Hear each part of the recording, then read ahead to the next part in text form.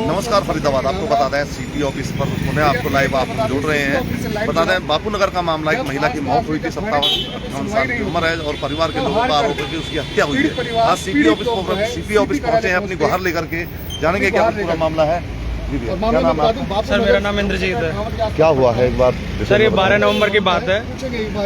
मेरे भाई के छोटे भाई का लड़का हुआ था जी, सामने वाले देशराज का लड़का हुआ था और बगल में लड़का हुआ था।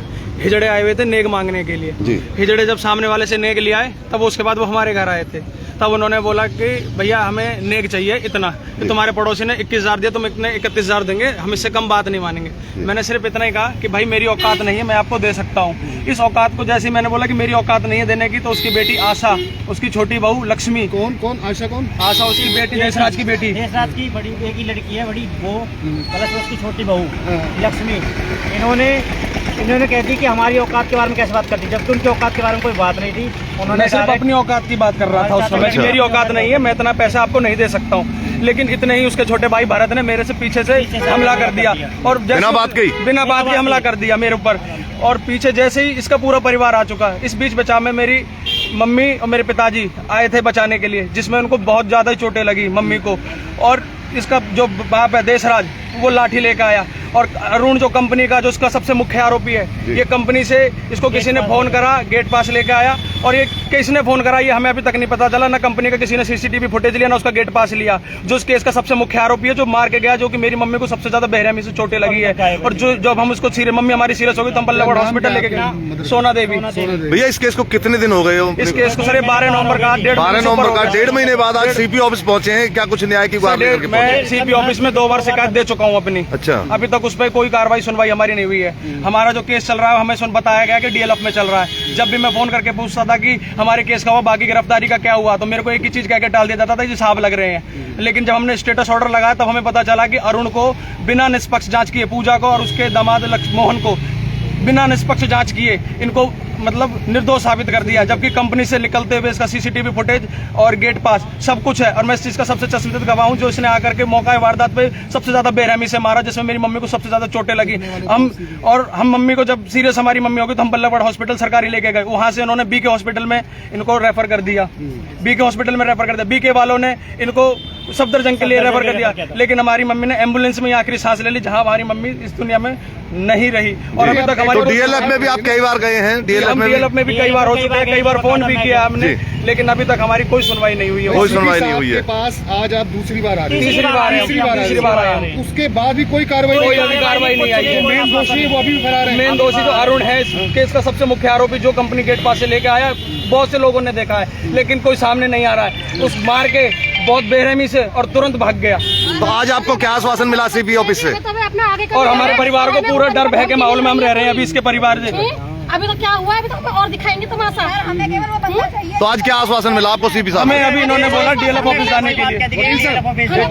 वकील साहब से भी जानेंगे। जी वकील साहब, क्या मिला सीपी ऑफिस? अभी तो आपको मिलने नहीं दिया गया, पहली बार? आपको बताता हूँ, 12/11/2025 की ये घटना होती है और 13/11/2025 को ये मुकदमा रजिस्टर्ड होता है सेक्टर 58 थाने में। इसमें जो टोटल आरोपी 8 हैं, देशराज, भरत, आशा और ओमवती, इनको अरेस्ट करके ये जुडिशियल कस्टडी में है। बाकी के 4 मुलजिम जो रहते हैं, जिसमें अरुण है मुख्य आरोपी, पूजा और मोहन और लक्ष्मी की अभी अरेस्ट होना बाकी बताया। माननीय अदालत में हमने स्टेटस रिपोर्ट फाइल करी इस केस की, तो उसमें हमें 9/12/2025 को पता चला, तो पुलिस ने जब स्टेटस रिपोर्ट फाइल करी कि लक्ष्मी को अरेस्ट अभी होना पाया है और बाकी के जो 3 मुलजिम हैं, जिसमें मोहन है, अरुण है और पूजा है, वो बेकसूर साबित हुए। जबकि घटनाक्रम में पूरा देखा जाए कि इनके पड़ोसियों की जो फुटेज है, इनके पास में सारी एविडेंसेस हैं।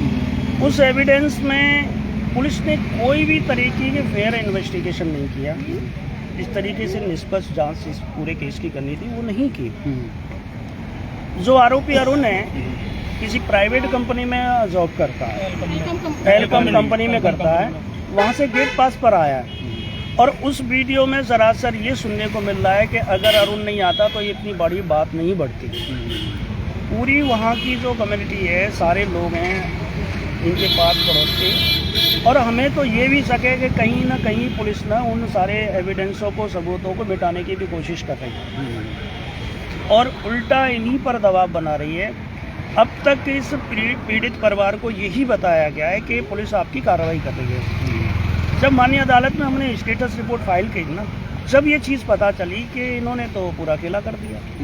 तीनों को, जो मुख्य आरोपी अरुण है ना, जिसने पीट कर सोना देवी की जो हत्या की है, निर्मम हत्या की है, वे कसूर थी। जब जाके हमें ये पता चला कि इस तरीके का इन्होंने बर्ताव उनके साथ में किया है और वाकई का उनका नाम निकाल दिया है, अब इनको कहीं ना कहीं ये भी बहस सता रहा है कि पीछे से आके फिर दोबारा अटैक न कर दें। दोबारा भी इनको पीट भाई सकते वो तो हैं। गुंडे किस्म के लोग हैं जी। और पुलिस उनको संरक्षित कर रही है। हमें कहीं ना कहीं ये देखने को मिल रहा है कि पुलिस की कहीं ना कहीं लापरवाही है और बड़ा लचीलापन है, उसमें उन्होंने कार्रवाई नहीं की। हमने स्टेटस रिपोर्ट लगाई, 2 टाइम इनको सीपी साहब से मिलने के लिए एप्लीकेशन दी। हमने डीजीपी हरियाणा को भी अपनी इनकी शिकायत आगे दे रखी है। सीएम विंडो लगा रखी है।